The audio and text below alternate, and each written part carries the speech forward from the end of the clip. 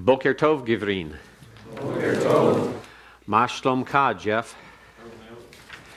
Ma shlomka, Franz. Tov. Ma shlomka, Chad. Tov. All right. No Raz this morning. All of them Tovs. We'll have to sing later. We can't leave this semester without doing some singing, so we'll have to sing several times this week. But we'll get back to that. We'll have you singing as you go into your final exam. Take the final exam study guide, if you would, please, and let me just go over that briefly. First of all, for vocabulary, the various things you'll be asked to translate and the things you'll be doing in the exam will involve vocabulary that will be identical to or very similar to. It'll be reminiscent of Ruth chapter 1 and Psalm 103. And so make certain you review both of those translations. And as I said, both of those translations will be returned to you this week, graded. And I will also on Thursday bring a printout of my translation of Ruth 1.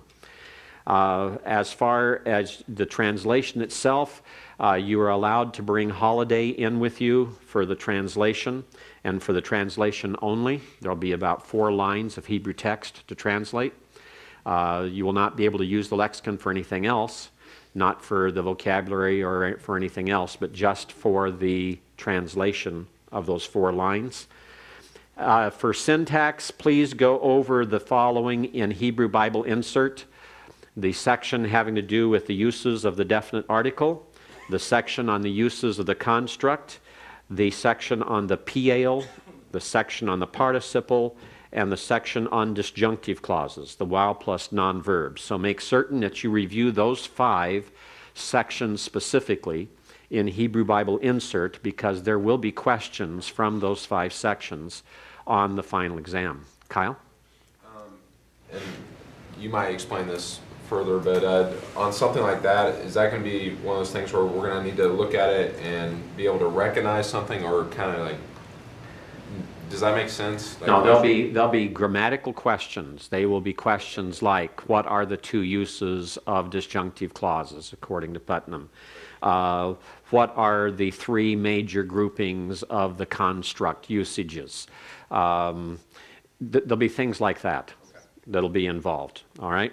They're not going to be giving you a Hebrew phrase or word and asking you to identify, for example, what is the use of the construct here out of the 18 given by him. I mean, first of all, you'd have to have the whole context to do it. So it's not going to be that way. It'll be strictly grammatical questions. You need to read these sections, be aware of them, and be able to answer straightforward questions about these. Questions like, what do we mean by the factative use of the piale? How do you determine if a verb is factative? What are the other uses of the piale besides factative? That's the type of question. All right? On the weak verb, be certain to go back through chapters 26, 27, and 28 of the textbook. We're going to go back through a little bit of that this morning as review. We'll cover more of that again on Thursday as we continue review. This we already hit before a little bit in the exam number 2, and so we just want to make certain you have this one down and understand what's happening. And then review all previous exams. We have 2 previous exams this semester, so go over both of those exams, look at them carefully, make certain you understand where you had errors, and make certain you can fill out the charts and boxes, make certain you can do the translations, make certain you understand why you missed the things you missed, so that you don't miss them again. It's something that you really need to do. Make certain you review those 2. And I would suggest this. Review it between now and Thursday, and if you have any questions that you say, I still don't understand why I missed this, then bring that question in on Thursday, because if you have that question, there's probably someone else that has the same question. And so we can help to expedite our review if you bring those questions back with you about the previous 2 exams. Okay? Any questions beyond this, Scott? I presume that we'll be not using electronic versions of Holiday, but Correct. copy only. No computers allowed in the exam. Okay? So if you don't have a hard copy of Holiday, borrow one from someone that does. Okay? And if you don't mind either, I mean, if you're working at different paces throughout the room, if someone does the translation section at the beginning and has their holiday free to loan it to someone else to do theirs later in the exam, that's fine, if you want to trade the copies of holiday that way. The exam, you'll have the full 2 hours to take the exam. 1 week from today, it'd be Tuesday morning, 7:30, right here. You'll have 2 hours to take the exam. During that exam, I will check on you about every 30 minutes to make certain whether or not you have any questions for clarification or if there's a typo on it. Seems to always be a typo, no matter how much I try to remove them all. And part of that's because I write new exams every time. I don't use the old ones. So as we come back, I'll be coming back in every 30 minutes to see if you have any questions. You'll only need writing utensils. Your exam will be all self-contained except for holiday lexicon. So holiday lexicon and writing utensils is all you need to bring. And I would say that if you have studied well, you will finish the exam between 45 and 60 minutes. Some of you will walk out of here after 45 minutes, finished with the exam. Most of you will take at least an hour. And some of you will still be here at 2 hours, but you have a full 2 hours to take it. But it is basically a 1 hour exam that's being given for the average student. Okay? Any questions further on that, on the exam? All right. Let's go to the weak verbs, and let's talk about them a little bit more. You'll notice the chart up here. You can see the classification. Remember, the classifications are twofold. Notice if we have a verb like avad, that is a pay guttural. If we have a verb like chalam, that's a pay guttural. If we have a verb like haval, that's a pay guttural. Notice what's missing. No aleph. No aleph. The aleph, when it's initial, is going to be called a pay aleph or a one aleph. These are all pay gutturals or one gutturals. But the aleph is special. It occurs in only a certain number of verbs, and it behaves in a peculiar fashion. Therefore, it is treated as a separate classification. So the ayin, cheth, and hey, and also the resh, count as pay gutturals or one gutturals. Like we have ragaz, chakam, and akar. These are all pay guttural or one guttural verbs. Any questions on that? Everyone find that clear enough? Notice that the only guttural missing is the aleph. When the aleph is initial, then it will be a pay aleph or a one aleph verb.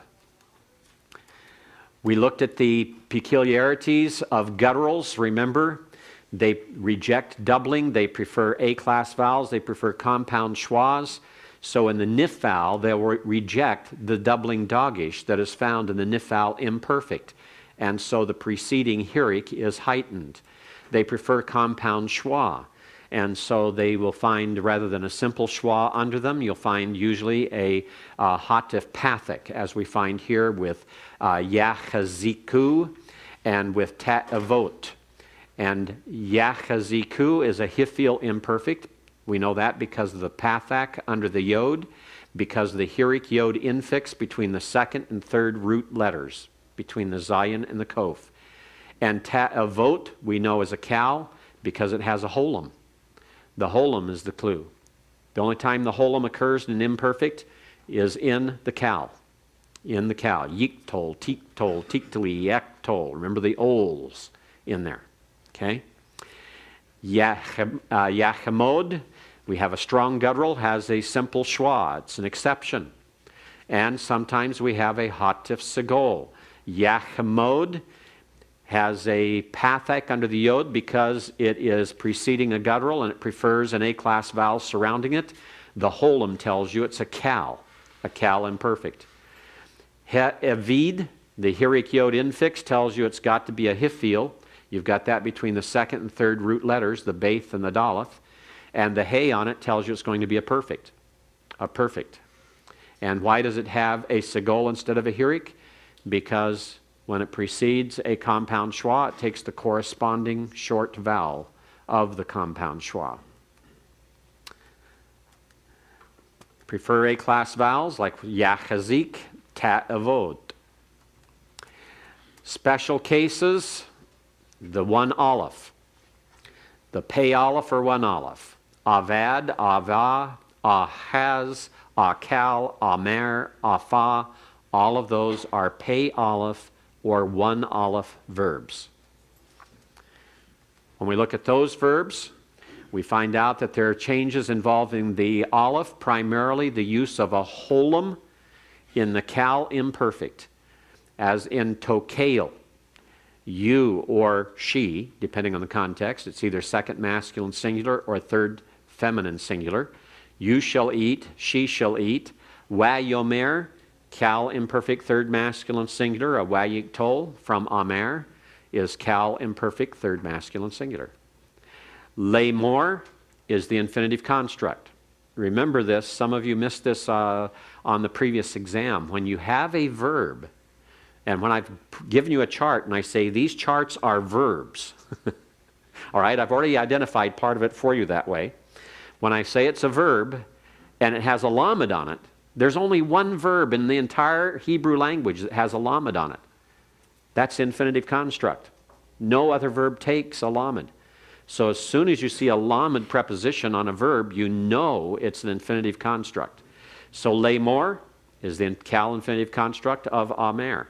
It has a lamed on it, and it follows the rule here that if you have le'amor, just like leolam, or excuse me, lelohim, when you had for God or to God, here you have to speak. Okeo, the kal active masculine singular participle, and it can also be a it can be a kal imperfect first common singular, and the same with omer. Malpenu is from alaf, and this is a PL infinity, not infinity, PL participle, masculine singular, with a first common plural pronominal suffix. And tosef, notice the aleph disappeared from asaf. So there's various changes involved with the aleph. And then here we have the pei yod or pei wow. Now the yod and wow are not gutturals. Some of you identified the pei yod, pei wow verbs as gutturals. They're not gutturals. Yod and wow are not gutturals. Aleph, hey, cheth, ayin, and resh are the only gutturals. Yod and wow are not gutturals. These are weak verbs, but this is not a guttural. The pei yod and pei wow. It contracts the preceding vowel or assimilates. We have a pei wow proper, and the pei wow proper include these verbs: yada, yalad, yatsa, yarad, yashav, and halak. Notice halak. Halak is the rare one. Halak is the unusual one. I mentioned it before when we were discussing it. Don't forget that halak is a pei wow verb. You might see that on your final exam. To identify the classification of halak, it is not a pei guttural. It is a pei wow verb, halak. Okay? John, did you have a question? Well, this may be real insignificant, but when writing that pei wow, the little quotes, like they put in between, which are they supposed to point? I've seen them both. It doesn't matter. Yeah, okay. It doesn't matter. Just as long as you write right to left, pay, and then double quotes. They can be straight up and down. They can be any direction. What happens is in typesetting in books, it's whatever the typesetter prefers. Okay? It makes no difference. It's just an abbreviation type thing for Hebrew. All right? Okay? So this is a pei wow or one wow verbs here that you're very familiar with. Yada means what? Anyone? He knew. He knew. What's yalad? He bore. What's yatsa? He went out. He went out. Yatsa. Yarad? He went down. He descended. Yashav? He dwelt or he sat, right. Halak, he went. Please use he went before you use walked, all right?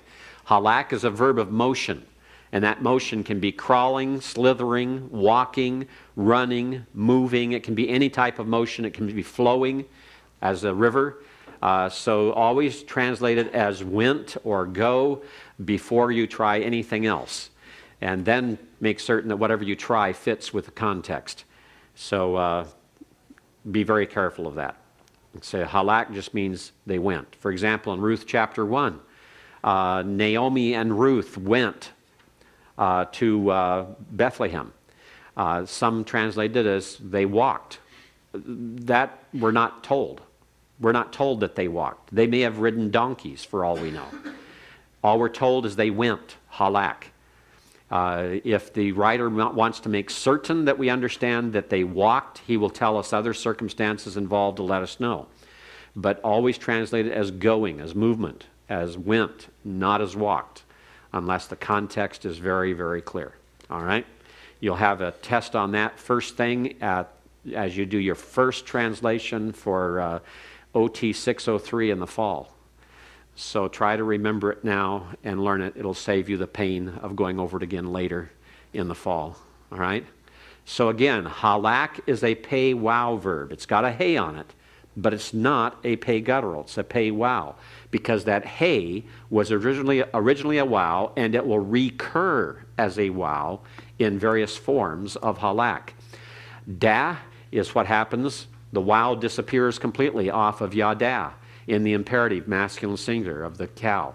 It disappears entirely off yalad in the infinitive construct, cow infinitive construct. It disappears completely off yashav when we have it here in the cow imperfect, second masculine singular or third feminine singular. Lake from halak is the imperative, cow imperative, masculine singular. The hey is totally gone. Sometimes it's retained, and the retained pay wow verbs include yasad, yaaf, yaats, yatsar, yare, and yarash. Now, let me tell you something here, a little clue.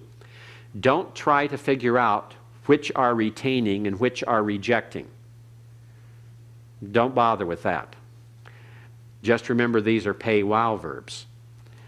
Those that retain it as a yod, yira'u, yirash. Notice the yod stays there. It doesn't disappear. It's become a yod. It was originally a wow. How do we know it's a wow? Because sometimes it shows up differently. Sometimes we find the times when it rejects, you have no shav, retains it in the nifal. Perfect. Third masculine singular. No shav is the nifal perfect. No shav is the nifal participle, masculine singular. Remember, that's the way we tell the difference between the nifal perfect and nifal participle. Is the pathak in the perfect, the comments in the participle.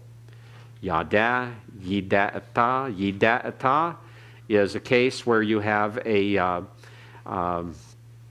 PL perfect. How do we know it's a PL perfect? Well, we've got a doubling dogish in the second root letter. But there's something else. Because couldn't we take that as a nifal, imperfect, with an assimilated noon?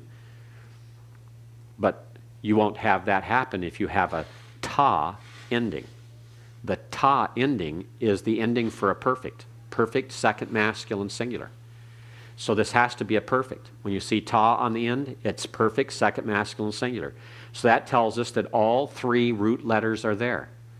That means then that this is a PL because you have a doubling dogish in the second root letter. It's a PL perfect, second masculine singular. Remember again, for the perfects, the endings of the verbs generally match the personal pronouns. Ata is second masculine singular personal pronoun. All right? Notice here how you've got the wow occurring on yalad. Ye waled. That's a nifal, imperfect, third masculine singular. Notice the wow remains. The noon is still assimilated. You have the nifal triangle. Hirik, dogish, and comments. Nifal triangle. Hurad is the hofal. Hofal perfect, third masculine singular. Remember that the hofal, if you remember, the hofal is hoktal. And when you have hoktal, then the division of the syllables comes this way. This is a silent schwa. This is a comments in a closed and in an unaccented syllable because the accent falls on the final syllable. That makes that a comments chatuf. A comments chatuf is not an A-class vowel. It is a U or O-class vowel. Therefore, when you have a pay wow verb in the hofal, this U-class vowel joins with the wow and becomes the shurik. Okay? So that's the way to keep it straight. Yodia is a hiphil imperfect third masculine singular. Notice the wow has turned into a holum. And then holid is a hiphil perfect third masculine singular. Yodia was the imperfect, hiphil imperfect, third masculine singular. Holid is the perfect. Notice you have the hirik yod infix. You still have the hey prefix, but with a pay wow verb, it becomes a holum wow instead of having a hirik with that hey. Okay? Let's take a look at the pay yod proper verbs. These are always a yod, never a wow. They never were originally a wow like the others. These always were originally a yod, like yatav, yalal, yaman, yanak, yakats, and yashar. These are all pay yod or one yod verbs. When we look at them, the yod or wow contracts with a preceding vowel or assimilates to a following consonant or elides if possible. The pay yod proper, notice how you have yitav and you have yetev, assimilating. Here's the verbs that assimilate: yatsa, yatsat, yatsar, yatsag, and yatsak. There's only 5 of them. And when they assimilate, it assimilates just as you would anything else. The yatsia here, the yatsa. Notice that the pathic is heightened to a comments. Yitzrehu, yatsar. Or excuse me, that's from yatsar. Excuse me, it doesn't go to that. And it's from yatsar here. The yod disappears. You have a yod prefix. The first one is a hiphil imperfect third masculine singular from yatsah. The yod here is the prefix vowel. And the same with yitzrehu. Here, notice it's assimilated completely. You have a doubling dogish showing it. In yatsiya, it doesn't show. This is one of the peculiarities. Sometimes it has a doubling dogish to compensate for the assimilation of the yod, and sometimes it does not. Then we have the pay noon verbs. Again, noon is not a guttural.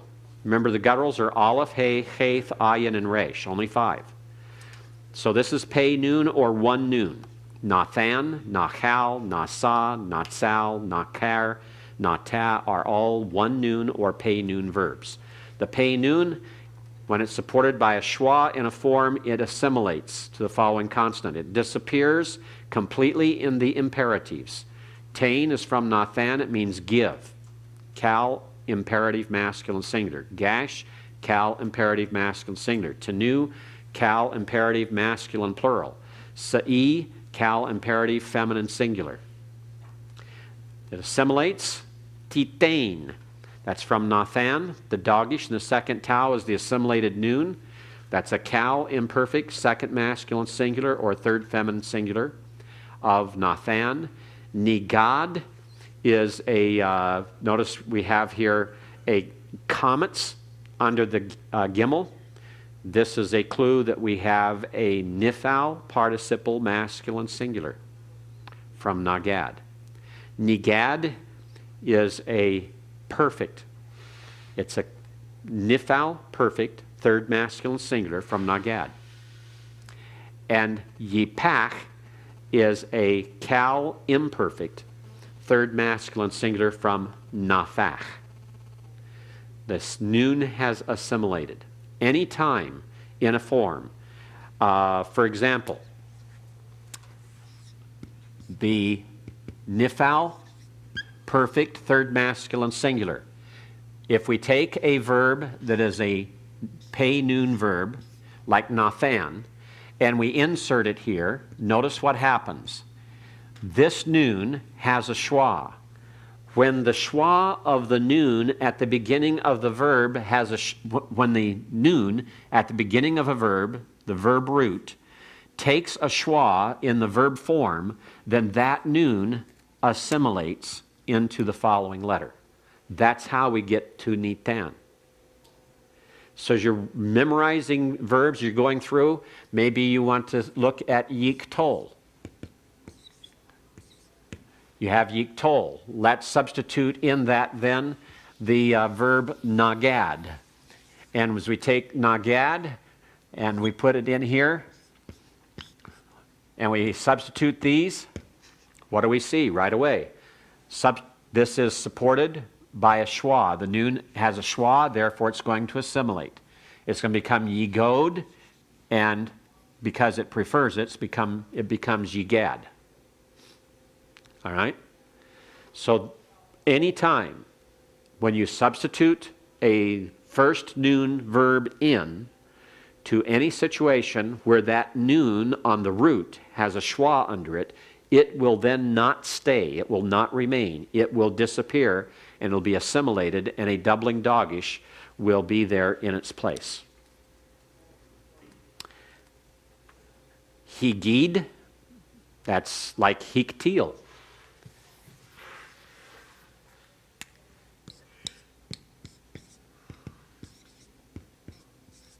Hifil perfect, third masculine singular. If we, the verb we used here was nagad again, so if we use nagad, and you go through and you replace all of these, excuse me, get that yod in there, there's the schwa again under the noon, it's going to disappear, it's going to assimilate.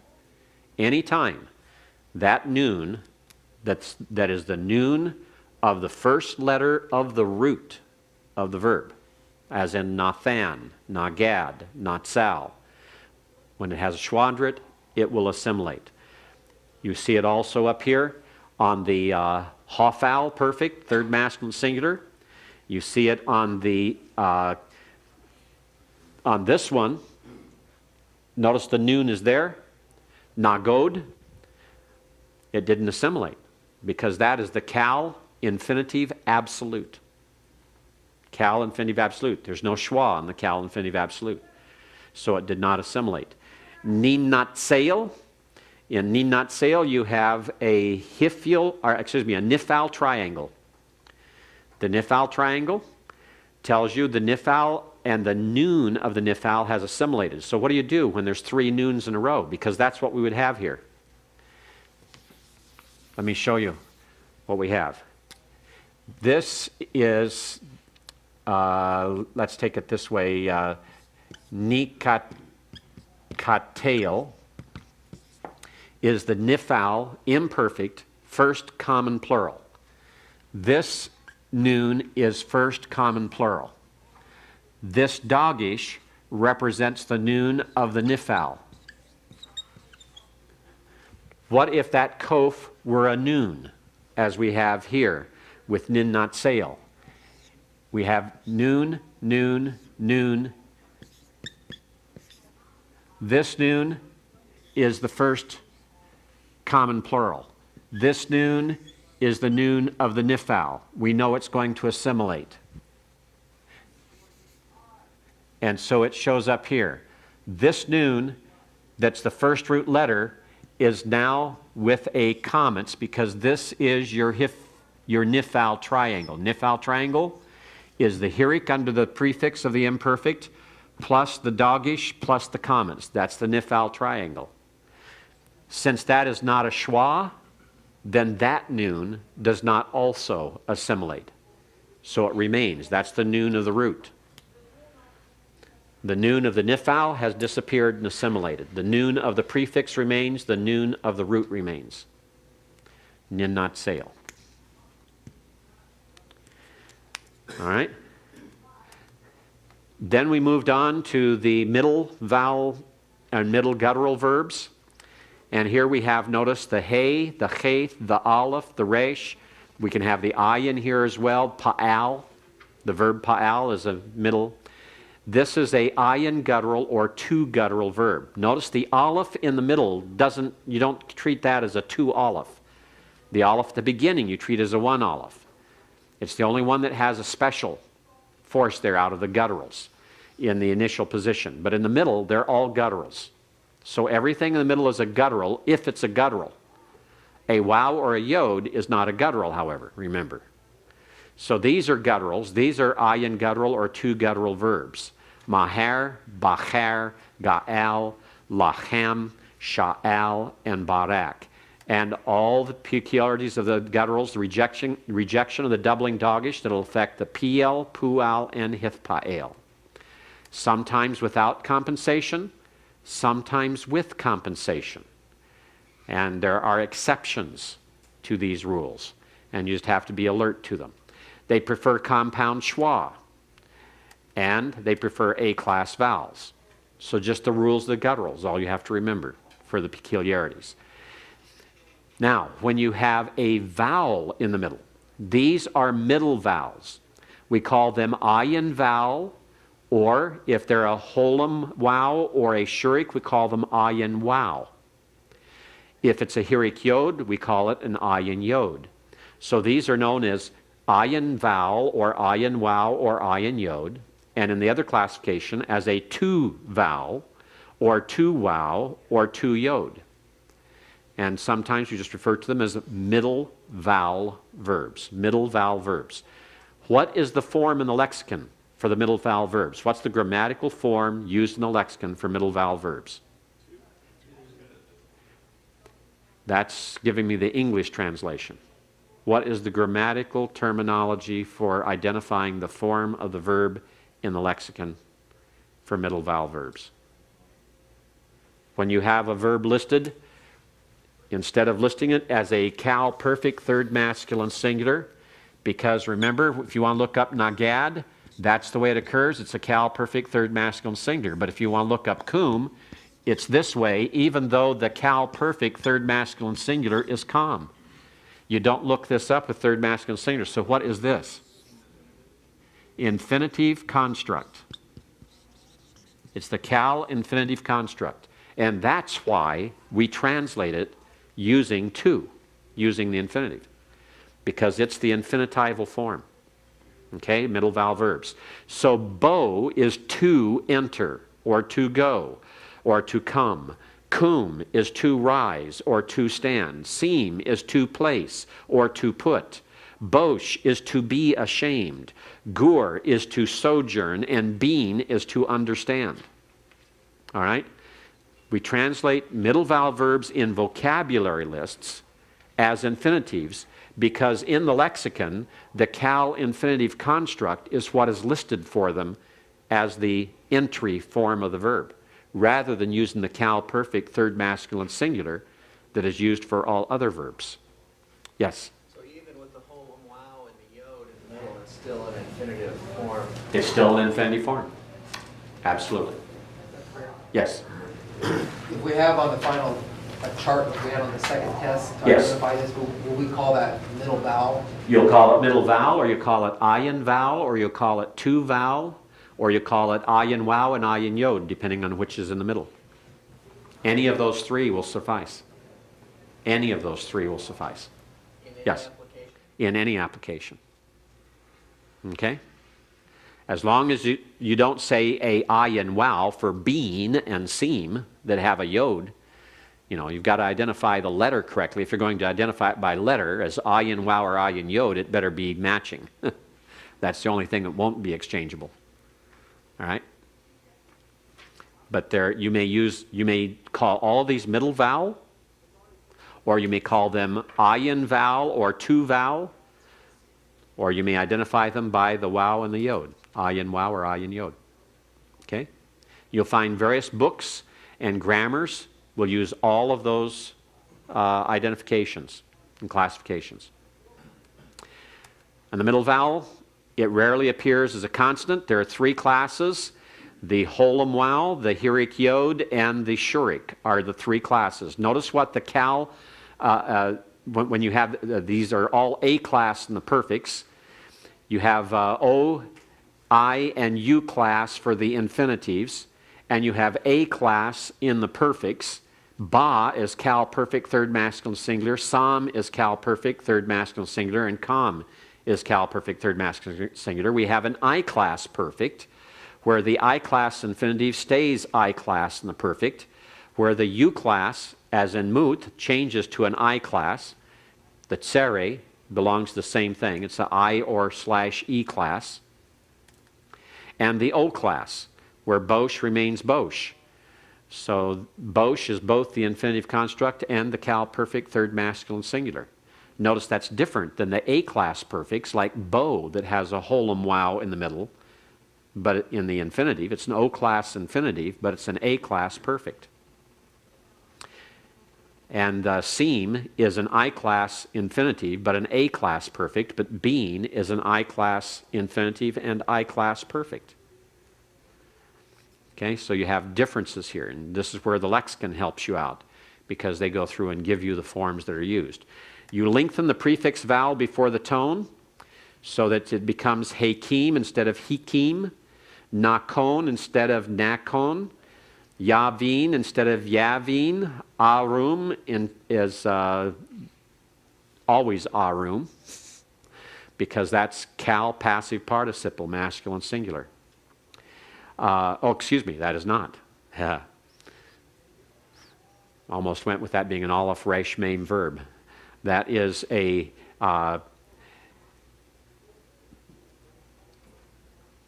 from room is a cal. No, it has to be a hifil. Hifil, imperfect, first, common, singular. No, can't be. Room has to be a cal. Why? Anyone? Now that I've confused you thoroughly. Why does it have to be a cal? Why can't it be a hifil? No hirik yod infix. No hirik yod infix. Room is the cal infinitive construct form, and so if it stays that way, it's going to be a cal. It's a cal imperfect first common singular. Yachil is a hifil imperfect third masculine singular. Hukam is from kum. It's a hafal perfect third masculine singular. All right. Intensive conjugations or stems. Notice, because you have a vowel in the middle, how do you double a vowel? You don't. So what happens is they double the third root letter. Ye'ofef, literally a polal form. Kilkal, doubling both of the consonants for the verb cool. That's kaf, shurik, lamed. You double both. It becomes a pilpal, kilkal, same as a pl in meaning. Merumam doubles the last letter. Ethbonain doubles the last letter. That's from bean. All right? Ayin, ayin. Ayin, ayin are the where you double the second root letter. Kalal, shamam, savav. It's also just called two double. You say ayin, ayin, or ayin double, or two double. Those are the three ways you can name it. You don't want us to use geminate? You can use geminate. That's an old-fashioned term that a lot of people don't understand anymore, and they're normally not used in modern grammars. But geminate can be used as well. Okay? Double or geminate is one of the terms used up here, ayin, ayin. Drop the third root letter and the vowel under the first letter. Second root letter contains the doubling dogish before all suffixes. So you drop the third root letter, the doubled letter, you drop it, and the vowel under the first letter, root letter, and the second root letter contains the doubling dogish before all suffixes. Some forms are like the strong verb, with both letters showing. Mainly in verbs like the cal passive masculine singular, cal passive participle masculine singular, the polale, golale, the hith palale is the hith paal, kilale is the pal, and mechukak is the pual participle, masculine singular. Special intensive sometimes, like gilgal, that's the peel pale. Yibokake, that's the polale. And hithgalgalu is the hithpalale form. Short stem vowel, long prefix vowel, tushad, watekad. Notice the long prefix vowel being used. All right, let's go to one more and finish this up. The lamed gutturals. Notice what's missing here. No hay without a mapik. The hay with a mapik is the last one down there, is a final guttural. So if it's a hay without a mapik, you'll label that one a lamed hay or a third hay. The hay and the aleph come into play here. They are special at the end. If the hay is going to be a guttural, it has to have a mapik in it so that it's a third guttural or lamed guttural verb. Shama is lamed guttural. Shakach is lamed guttural or three guttural. Naga is lamed guttural or three guttural. Batach is lamed guttural or three guttural. Patach is lamed guttural or three guttural. And gavach with a breath. My Hebrew rabbi friend called me the other day and we were talking, and he said, "Are you telling your students to pronounce the mapik in the hay?" I said, "Yes." He says, "Pronounce it for me." And I said, "Gavach." And he said, "Yes." He says, "Make certain they understand that." Now, I don't know why he was emphasizing that, but sometimes he calls me and we talk about things because the person who does the reading and canting in the synagogue where he attends has been giving him special lessons on advanced chanting of the Torah. And so he comes back all stirred up about how to pronounce things correctly where he's gotten sloppy on something. And so he'll tell me. So this is gavach, have that breath. It's not like the chayth. It's not gavach. It's gavach. And you have a like you're dying, or you know, like you got emphysema or something, all right? All right? Gavach. You got to get the breath in there. The breath has to be there. These are lamed or third gutturals, but not the aleph and not the hay without the mapik, all right? Every final guttural must have an A-class vowel before it. Every final guttural must have an A-class vowel before it. They're treated just like strong verbs. Everything here parses just like the strong verbs, except you have a pathic in place of what other vowels you're used to seeing. The unchangeable vowels are followed by a pathic furtive. If it's a vowel that can't be changed, that is characteristic of the form, like bikayach, the PL perfect, third masculine singular, then it takes the pathic furtive under it.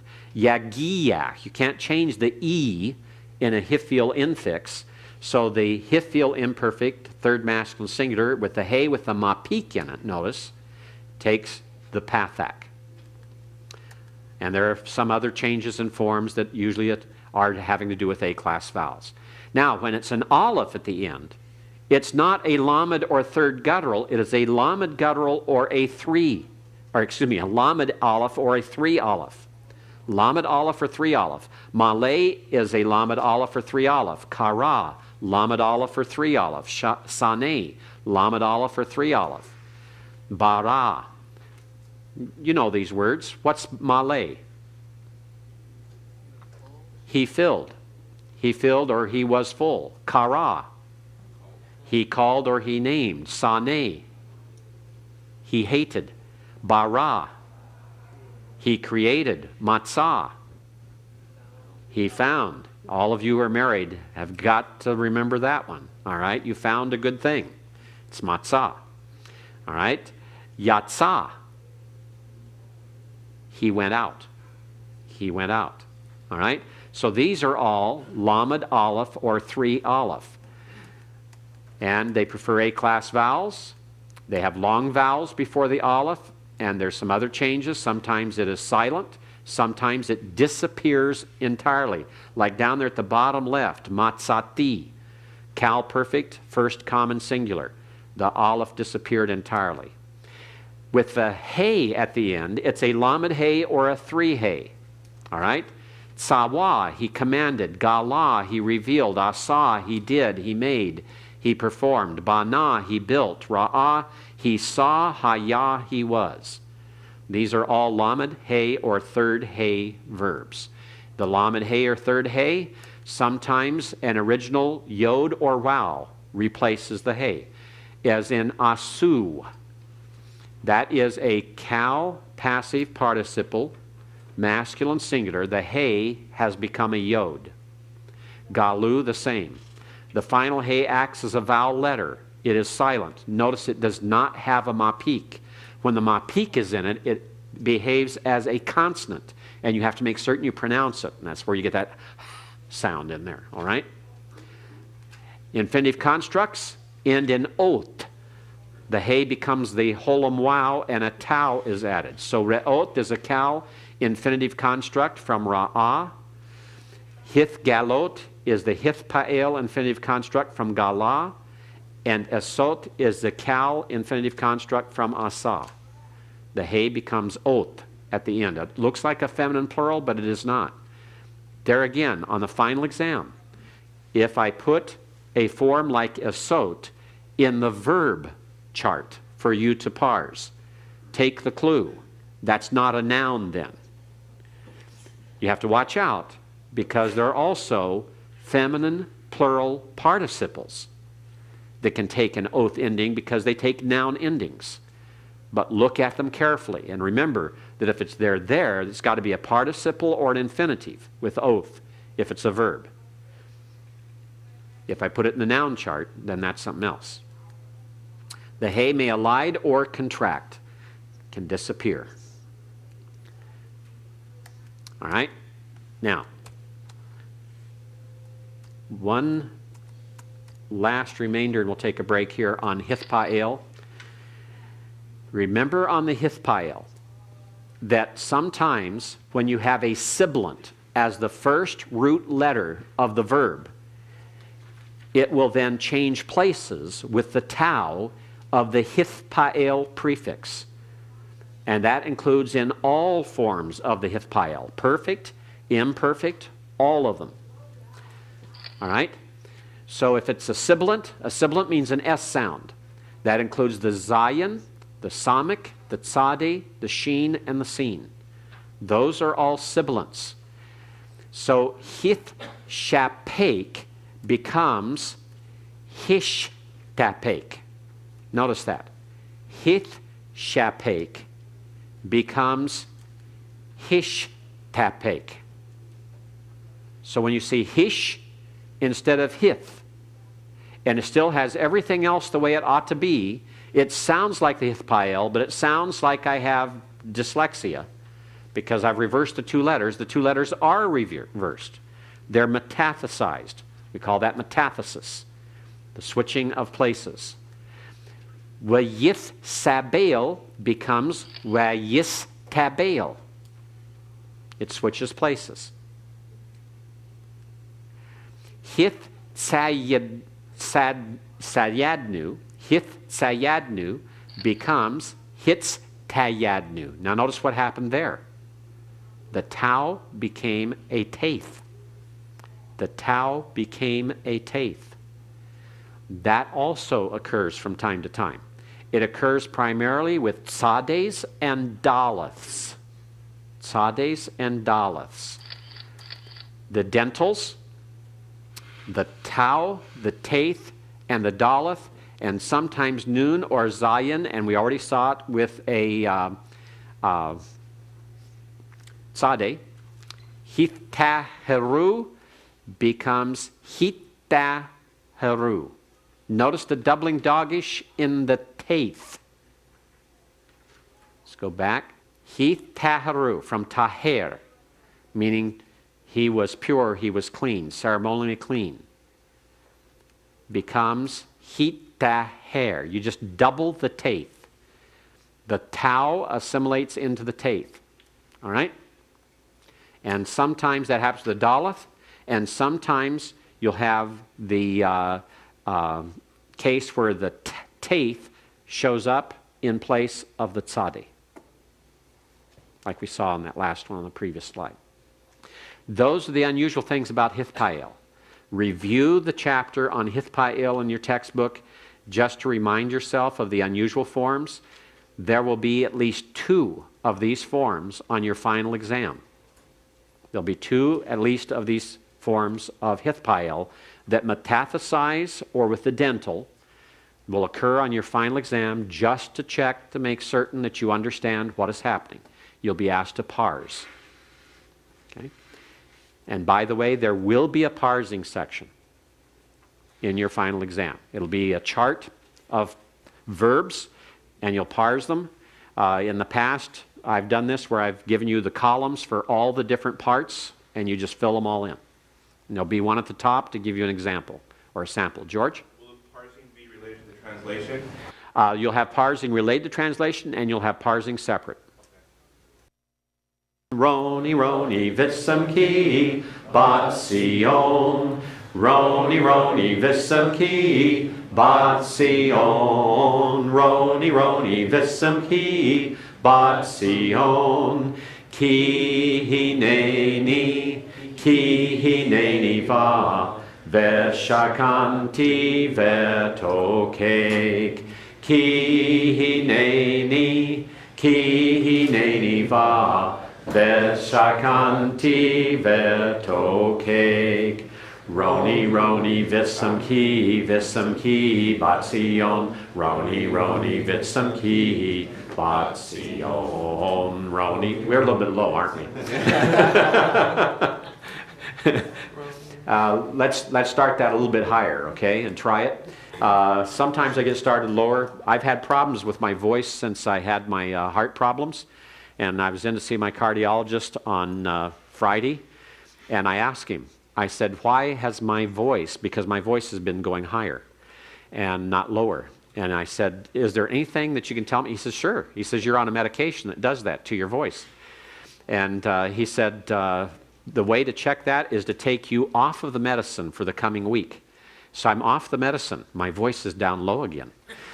And he says, you're off the medicine for a week, but he said, I want you to phone me back on Friday to let me know if the medicine is the cause. He says, if the medicine is the cause, he says, then we have another problem. He says, if you want to continue to sing bass, he said, we have to either take you off of that medicine, or he says, you have to stop singing bass. And if I take you off the medicine, he says, it's an important medicine for your heart. So he says, we can't leave you off of any type medicine like that. We have to put you on something else, and there may be other side effects to that. So I don't know what's going to happen, because now I know, because my voice has come back very nicely now. I can sing bass again. So anyway, he'll be putting me back on the medicine on Friday, but now that we know what it is. But anyway, I wanted to see how low I could go. All right? Let's try higher, okay? Roni, roni, vissam ki, batsion. Roni, roni, vissam ki, batsion. Roni, roni, vissam ki, batsion. Roni, roni, vissam ki, batsion. Ki hineni va, veshakanti vetokek. Ki hineni va, veshakanti vetokek. Roni, roni, vissam ki, batsion. Roni, roni, vissam ki, batsion. Roni, roni, vissam ki, batsion. Roni, roni, vissam ki, batsion. All right. We'll stop it right there, and let's do another one. This one was a favorite in Albania. And if you got the email I sent out with the singing on it, the fellows enjoyed it. There was one of the students that wasn't there when we sang it, and he was really disappointed. He told my wife afterwards, he says, I wish I could have been there. I would love to have sung. So anyway, let's sing it, okay? Hava Nagila, Hava Nagila, Hava Nagila Venismeka. Hava Nagila, Hava Nagila, Hava Nagila venismecha. Hava neranina, hava neranina, hava neranina, hava neranina, hava neranina, hava neranina. Uruachim, Uruachim v'nesamecha, Uruachim v'nesamecha, Uruachim v'nesamecha, Uruachim v'nesamecha, Uruachim, Uruachim v'nesamecha. All right, great. Now we've thoroughly disturbed the class next door. Let's go back to weak verbs for one more thing before we leave this and go to a review, a brief preview of exegetical procedure that'll help get you started on next semester. First of all, remember that on exam number 2, you memorized the chart that I think is on page 174 of the textbook, and it went through and showed you the identification when you have only 2 root letters showing. Now, when you have all root letters or only 2 root letters, if it's an imperfect prefix vowel, it's a pathic, a hirik, or a kametz hatuf that we have, or a schwa, right? A pathic is on the cal and, or excuse me, here, we'll put these down here and then we draw the arrows, I believe. The one guttural has a pathic under the cal prefix because it prefers A-class vowels around the guttural. And also in the hifil. The hirik occurs in the cal and the nifal in the normal verbs and the hifpa'el under the prefixes. Remember the nifal triangle. That's what that delta is up there for. It reminds you of the nifal triangle. The hirik under the prefix vowel, dogish in the first root letter, and a kametz under it. And then the kametz hatuf occurs in the hafal, the schwa in the pl, and pual. So as we're remembering these types of things, those are the vowels that occur. And those are in when you have those verbs when you have all root letters showing. All root letters showing, including the one guttural, which because the guttural prefers A-class around it, therefore it switches to an A-class in the cal that normally has a hirik with it. Now when you have only 2 root letters showing, then you have the possibility of an open syllable prefix vowel and a closed syllable non-prefix vowel. So we have a kametz, we have a tsere, we have a hirik, we have a pathak, and we have a holam wow. The kametz is in the 2 vowel and 2 doubled. That's the ayin, wow ayin yod, or middle vowel, and in the 2 doubled, or the ayin ayin. The tsere occurs in the 1 wow, or the pei wow, like in yashav, halak, yalad, yada, and the 3rd hey, like in gala, gimel lamed hey, asa, ayin sin hey. We have these are lamed hey or 3rd hey. The tsere occurs under the open syllable of the prefix vowel. The hirik occurs in the 3rd hey. The pathic occurs in the 3rd hey. And the holam wow occurs in the 1 wow. Again, like yada, yashav, halak, yatsa. And then the closed syllable non-prefix vowels, kametz, tsere, and pathak. And the 2 vowel has the kametz in the closed syllable non-prefix vowel, and the tsere in the 1 wow, and the pathak in the 2 doubled. All right? So that type of information is what you need to remember. You don't have to memorize all these. I had you memorize that chart on 174. If you know that chart on 174, you're going to do fine with a large number of the verb forms. And The rest of the chart that's given there, on the bottom of page 174, going over to page 175, where you have that choice, the decision list there, to go through and identify and choose and go on to the next if it doesn't match. That type of material is what I would suggest from now on as you're translating Hebrew for anything other than exams and quizzes. That you keep those 2 pages handy, even if you have to photocopy them and have them on a separate sheet and laminate it or whatever.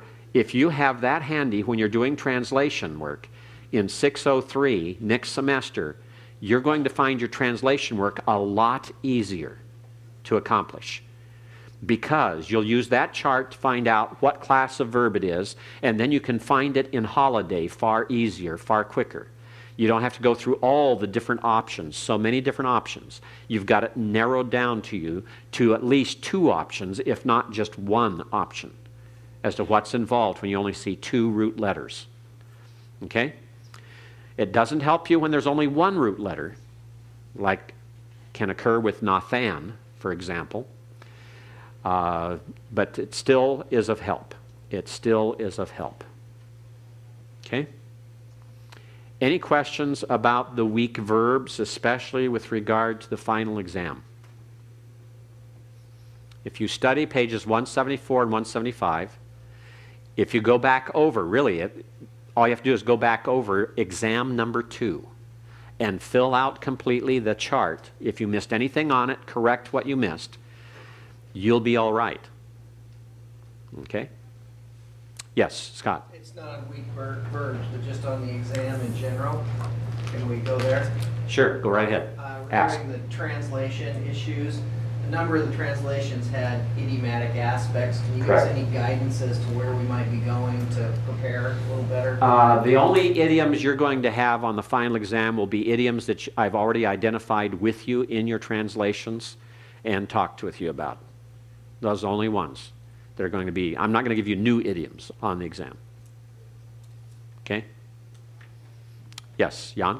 We're going to sing on the exam. Pardon? We're going to sing on the exam. Are we going to sing on the exam? How would I grade it? The enthusiasm, huh? Joy, make a joyful noise.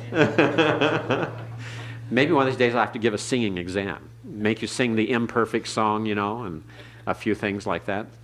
All right? All right. Let's leave this behind and let's do the review, or a preview, not review, but preview. Now, some of the notes on these are from past Shepherd's Conferences when I've given a introduction to exegetical analysis to those who attended my seminars on exegetical preparation for expository preaching. And so I'm going to skip over some of those slides that are involved in that.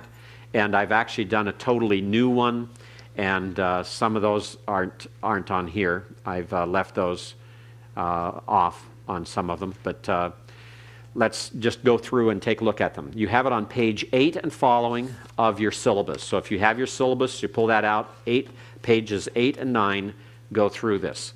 There are 7 steps to the exegetical process that I teach in OT 603 and that you'll be going over in detail this coming semester.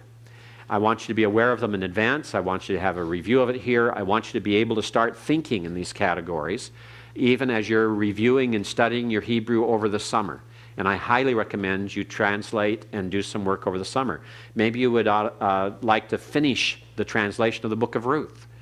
There are the easiest portions of Hebrew to translate are the following. The book of Ruth, it's 4 chapters. The book of Haggai, all of the book of Haggai.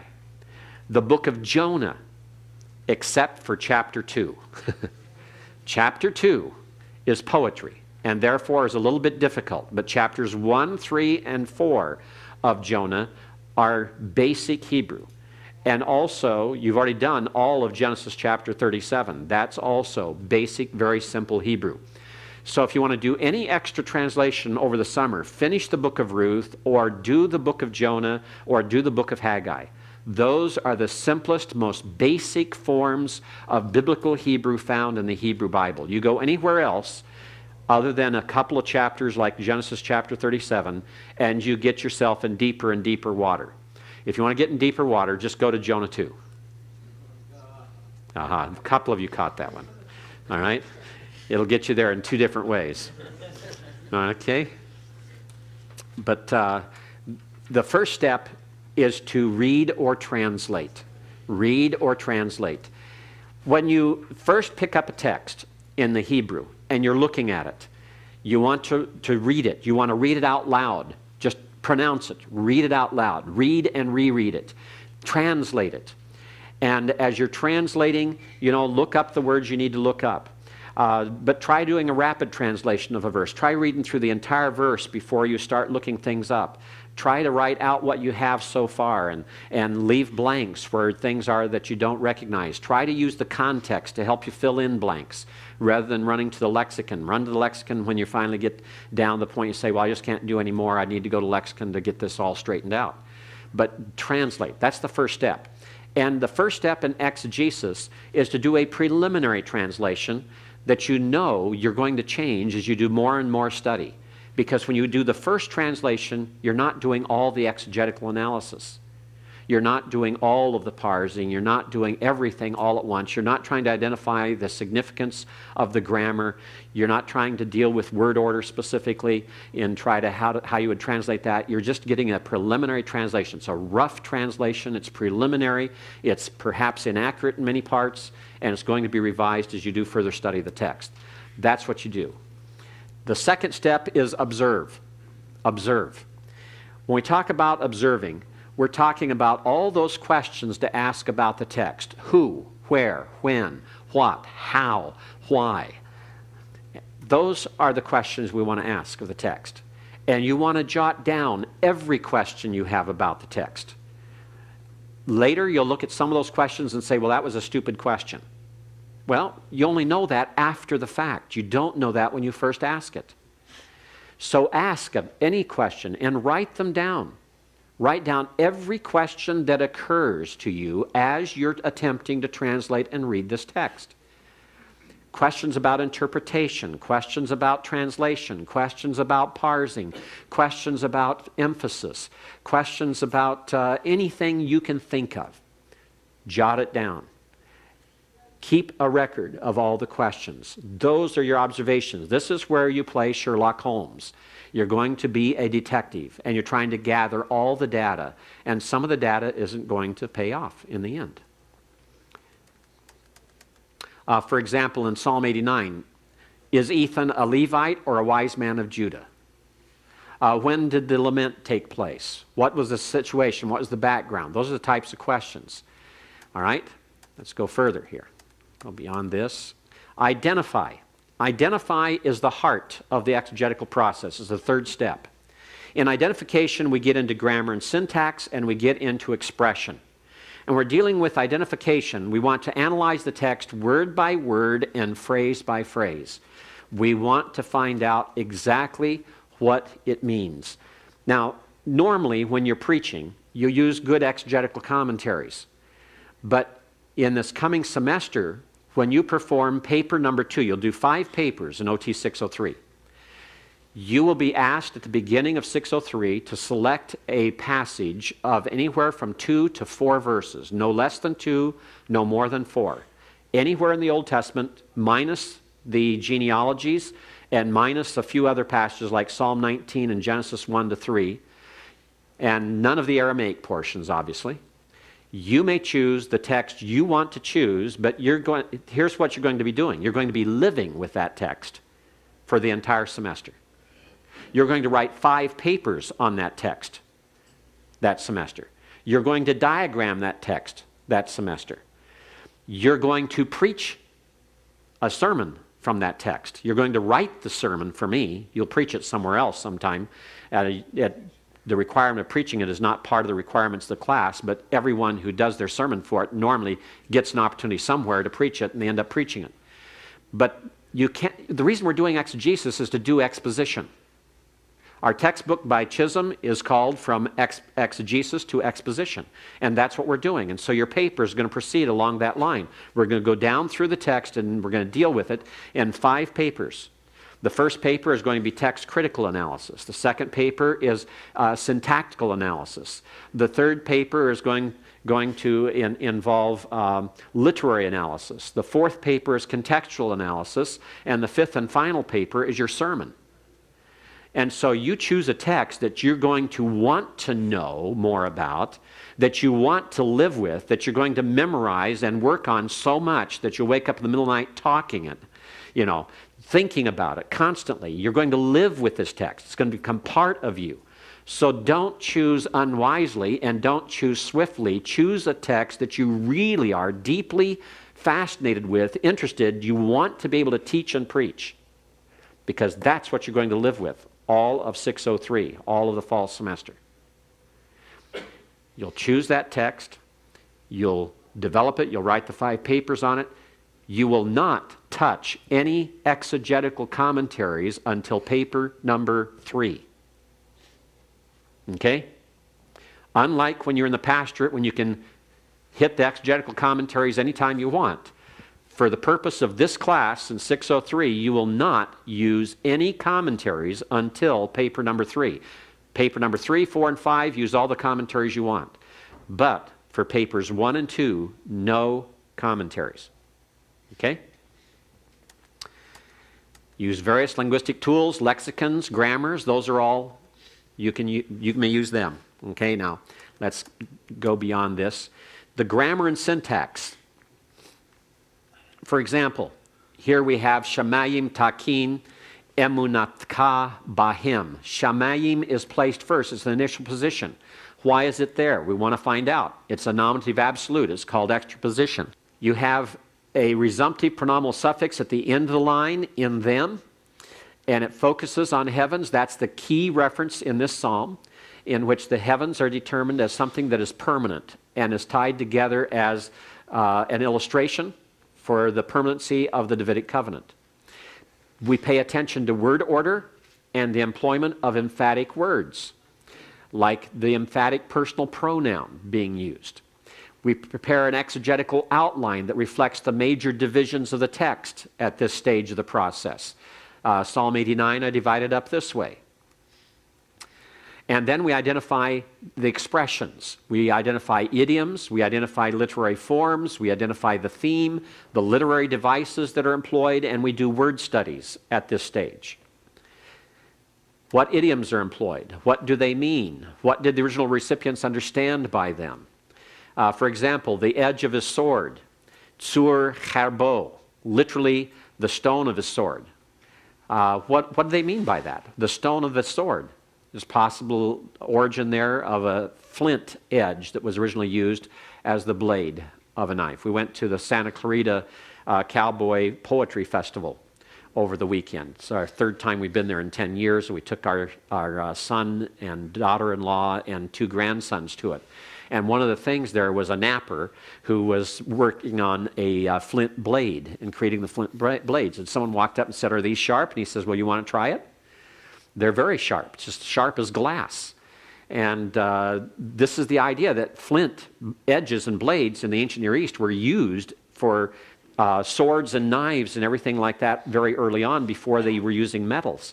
And so it could be that that is how this came about, that it was taken into the language and came to mean any edge of any sword made of any material, but is still saying literally the stone of his sword. Now, we don't translate the stone of his sword, you translate the edge of his sword. His soul. Soul is not something we possess in most passages in the Old Testament. It's what we are. It's what a person is. Not what they have, it's what they are. And that makes a big difference in how we understand it at times. What's the literary form? Are you in narrative or are you in poetry? Are you in national history or personal history? Are you in law? What kind of law? Is it case law or is it direct commandment? Is it casuistic law or is it apodictic law? Is it prophecy or is it wisdom? Is it lament or praise? In the New Testament, you ask questions like epistle or gospel. Makes a difference. Apocalyptic. Is it a parable? So Psalm 89 begins with a hymn of praise, but turns to a community lament or complaint. And so depending on which part of that psalm you might be writing on, then you're going to have a different genre. Or if you prefer not to use the term genre, Dr. Thomas prefers not to use the term genre, just call it a type or kind of literature. And he observes those and sees the differences between the types of literature. Read his introduction to the book of Revelation. His objection is using the term genre because genre has about it a flavor, a tone, and a meaning and definition provided by those who are liberal exegetes, whose hermeneutics are not sound, who deny the inspiration and inerrancy of Scripture, and it comes with a lot of baggage. So if you use the term genre, you end up with people asking, well, what do you mean by that? And do you hold the same hermeneutic as the guys that normally use that? Are you involved in genre studies for genre's sake, etc.? So it's a type of literature, the kind of literature. What literary devices are employed? What are the shifts or pivots in the passage? Is dialogue present? How is it employed to tell the story? We look at things like chiasm. We saw that in, well, we didn't see it in here yet. You haven't had Psalm 19. We saw it in OT 603. You'll have Psalm 19 as we come to it in OT 603. Who in the skies is comparable to the Lord is like the Lord, who among the sons of the mighty. That sounds awkward in English, but that's the exact order in the Hebrew. And it's chiastic. You have A parallel with A and B parallel with B. It's like the baby looking in a mirror. And when you have the baby looking in the mirror, where's the focus of attention here? It's on the baby's face-to-face in the mirror, right? It's not on the baby's diaper, all right? The thing most distant from the mirror, both in the mirror and outside the mirror. It's not on his shoulder, it's on his face, face-to-face. The central elements of the chiasm are the focal point of a chiasm. And therefore, if you're preaching this passage, you want to major on those central elements, not on the outside elements. You minor on the outside, you major on the inside. You major on what God majors on, you minor on what God minors on. Those are the type of things. Repetition, chesed, loving kindness, best translated as loyal love or steadfast love, is found 7 times, as well as emunah, faithfulness, in Psalm 89. Forever is found 7 times. Perform a word study for each word crucial to the text. Many words have no great golden nugget of expositional truth, so many word studies turn up empty, with nothing. And so realize that, and don't waste all your time on word studies. For your paper, for OT 603, you'll be allowed to choose only 2 words about which you will do a word study, and those 2 words must have no more than 2 typed double-spaced pages per word. In other words, a maximum of 4 pages in that paper on word studies, and only 2 words. Why? Because you've got to learn how to pick out the words that really do have meaning, and you pick out the key words. And as you continue doing word studies like that, you'll build your word study knowledge to where as you come to passage after passage, you'll say, well, I've already studied all the key words in this, so I'll pick up a couple of minor ones this time. Because word studies don't always result in exegetical gold. Obvious candidates in Psalm 89 would be chesed, emunah, and olam, the words that all occur 7 times apiece. Word study volumes to look at, we talked about these just this past week. NIDOT, TWOT, in the New Testament, NIDNTT and TDNT.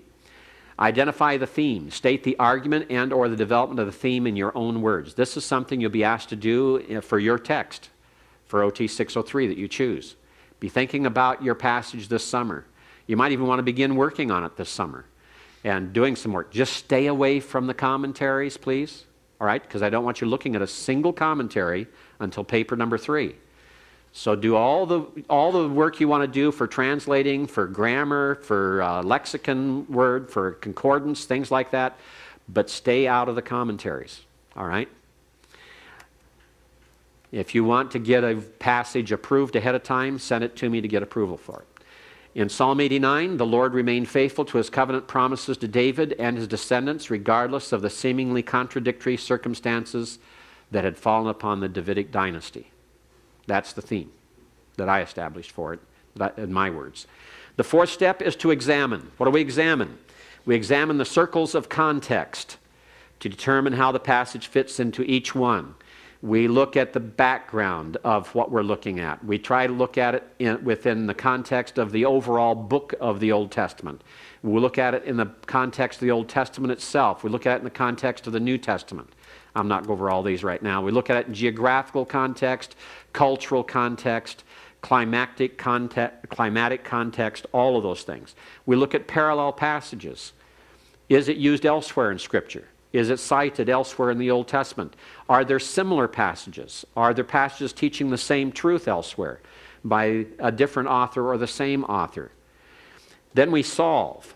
That's the fifth step. We list all the potential solutions for everything that we can find of significant interpretive problems. We choose one as a preferred solution and compare with all the other potential solutions. I'll skip through these here. There are a number of problems in Psalm 89, including one that's geographical. Step number 6 is to consult. Consult. Check the commentaries for their interpretation. Utilize the commentaries as catalysts for thinking about the text, its teaching, and its application. All right? Consult. You'll do that before 6. I'll be talking to you about different types of commentaries and the best ones to use, what to look for, how to derive applications, and how to derive your statements of proposition, your propositional statements. The last step, not listed in your syllabus, you can jot it down quickly, is to evaluate.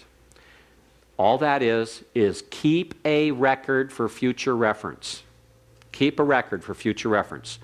What did you not have time to study out that you would like to have had time to study out? What problem would you like to have had more resources to check on? What issue do you want to follow up on? What word study did you not do this time that you would like to do next time you preach this passage? You file that away and keep it for the next time you return here to preach it. That's the evaluation step.